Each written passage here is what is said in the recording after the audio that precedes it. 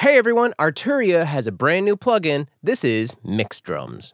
Hi, my name is Tim. If it's your first time here, I'm a recording and mix engineer, and I just try to make things way easier to understand. Today we're going to be going over Arturia's new plugin, Mix Drums. This is some of the extra things you can do to your drums to really help spice them up and have them cut through in a mix. This is a little bit more than just EQ and compression, so let's dive into the DAW and check this out.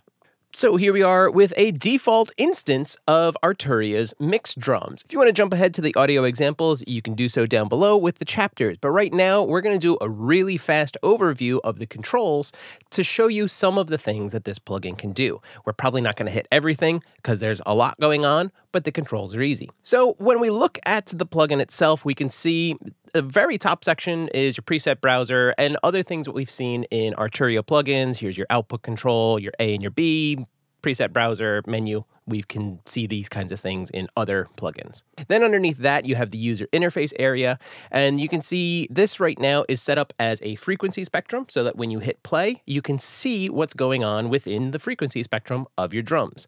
And for all of our examples today, we're on essentially drum buses because this is all just programmed drums, but you can use this on acoustic, program, loops, whatever you want. Then underneath the user interface area is all of the major controls that we're going to be using. So let's go left to right here. First, you have your input and your ceilings. This is where you can adjust your actual input level and the ceilings of the clippers and the outputs on the other sections of the plugin. Also in the middle, there's a suggested range where you can see anything in the light green area that's perfectly safe. The darker green area that we'll get to in a few minutes will be the optimal, but you can put this wherever you want if you really want some hard clipping. Next to that, we have the saturation section, and I'm going to go over the whole thing, and there's a bunch going on, but it's kind of the same for both low as well as mid-high. And there is a split in there because there's different kinds of saturations through those different frequency areas. So your low and your mid-high. How can you adjust that and where low is set to? If you click where it says low and high, it changes the user interface, and now I can change my crossover point for my low high, and I can also change my distortion pre-emphasis right here, and then my top end distortion crossover over here. I also have an adjustment on the right hand side to reintroduce some clean highs because maybe you're doing some fair amount of saturation and it's getting a little too dull on top. You can bring your highs back in that are unaffected. But how do we add in that saturation? That's on bottom. The big warmth or drive controls, depending on which section you're in. So right now, I'm going to go over the controls in mid-high, but it's essentially the same thing in low with minor differences. So you'll notice first in mid-high, we already have tape. Tape is on, it is active, but it is an amount. So right now we're at 0%. We're not adding any tape saturation. This goes all the way up to 100%. Underneath drive, you have a level control, and this just helps you make up the gain if in case you're maybe losing too much or adding too much. You can rebalance your overall levels with the level control. You can see it's also grayed out right now, but there is another one on low, and there's also one for the second distortion area of the mid-high. And that's really how to look at this, that there's saturation for the lows and for tape. And then where it says triode and this drive control, that is more distortion, something a little stronger, a little heavier, something to really help it cut more. Saturation is great, adds harmonics. Distortion helps it cut. Then to the right, you have a shaper section, which is kind of a transient enhancer. So if you want some more attack, you can just increase this, or maybe it's too attacky, you can bring this down. Underneath that is a timing control to help you adjust the attack time. It's kind of like a compressor. Underneath that, we now have the body control. So how much of this area do we want? Do we need more body and we need to add that in? Or is it too full and we need to just drop some out? And then release time underneath that. The one thing that the mid-high has that the low doesn't is this tone shaping section in the middle, where there's a tone control for your mids and a tilt EQ for your lows and highs next to it. Then next to that, you have your meters and your clipper indicator. And you can see there's one for the low as well as for the mid-high. And the adjustment for this is that same input ceilings. You can see it moving now. And it will show you if you have signal within this range getting clipped. And that's not necessarily a bad thing like digital clipping. This is just lobbing off those peaks, but still leaving the punch. So clipping can be a good thing when it comes to drums. Now you may have noticed for the low end, we have an op amp. This is just like the other Arturia plugin, the op amp 21. So we can get some nice low end saturation here, and that's fixed. You can't change the op amp. Same thing goes for the tape, but what you can change is the distortion model. So if I turn this on and click here, I can now see all of the different distortion models that we can use within the one plugin. And these add all different kinds of flavors and tastes. And really, I mean, here we're in Wave Shaper. This is really experimental. You can get really crazy. Now let's move past the saturation section and we'll move to space. And now I'll also change the user interface and we could see that everything up here changes as well. We'll turn this on and the control isn't a drive, but it's still an amount because it's a send amount. So think of it like a parallel send or an effect send that you would do on a channel. It's just built into the plugin here. Right now, we're sending into our reverb, and we can change the size of the room that we're in or the decay time as well. The other reverb settings you can change are in the user interface on the right-hand side, like your pre-delay, change your distance so that your early reflections and your dampening on how quickly things die out. Now, something we didn't go over is on the left-hand side over here is an automatic dynamic section. Now, automatic may be a little strong of a term, but a built-in dynamic section. So we can go with a ducker, a tremolo, or a gate and adjust its settings and thresholds and everything else underneath. So right now we're in ducker. We can adjust our threshold and our ratio, but maybe we want more of a tremolo. Cool. What wave shape do you want? How much do you want? And what's your rate? Lots of controls. But reverb in space isn't the only option we have. We'll turn dynamic off real fast. We also have convo rev, delay, and tape delay. These all sound different. Convolution reverbs is your different rooms. You have creative things, halls, plates, rooms, and springs. So lots of options here. Then, of course, you have your delay, have it sync to your session or let it be in real time. If you want to do that, you can adjust right here. Change your width, put it into ping pong. And the same thing with tape delay.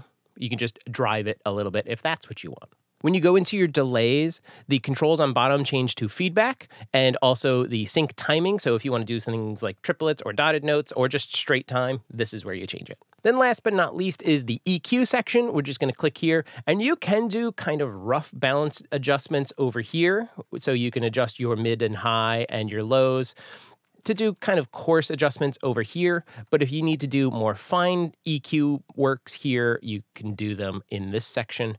On the top and bottom, we have shelves, but of course you can change those to be bells also.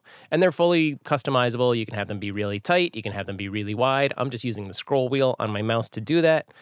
Add a bunch of gain, 12 dB of gain in either direction. Fully adjustable, full spectrum. Great.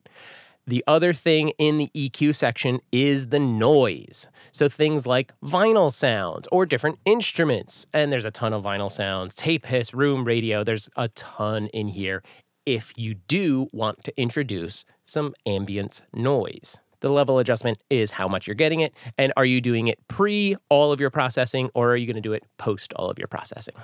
So that's pretty much all of the controls. We went over everything really fast, but now let's get into how this thing sounds. So I'm just going to put it right back to default, and we'll go into our saturation.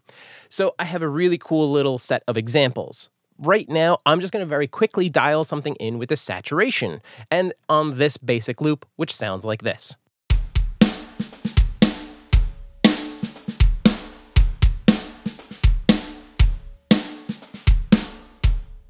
That's our loop, and that's what we're going to start with on this example, but the other tracks I have some other things going on with different patterns. So really kind of showing you that this can be used across different kinds of genres.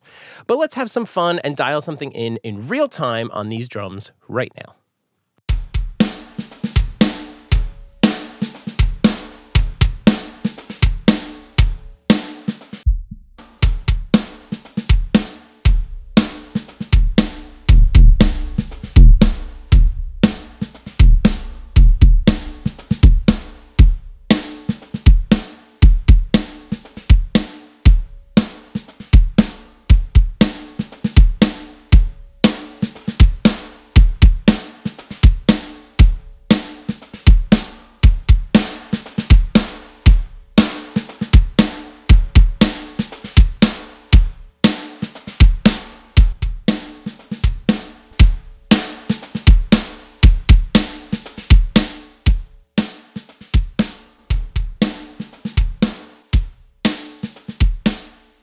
So after readjusting my output to get kind of closer, you can hear what the plugin is doing and what the saturation is really pulling forward inside these drums. Yes, the drums have power and they have punch on their own, but with the saturation, they really cut through and add an extra sense of fullness, because that's what the saturation is doing. It's introducing those harmonics and making the drums sound thicker and fuller. Now let's get into our other examples, and I think you guys are really going to like these. So if I go back to the very beginning, and I'm going to start off in this one, and you can see my tracks are sort of labeled as the relative styles. So we have rock, country, soul, punk, and reggae, or you could do ska, or really whatever you want. And I've just used some presets and made minor adjustments in these to show you just some of the examples of what this plugin can do. I really like what happened on Soul, where I just used the space. That's going to be really fun. Check out our audio examples. Here they come.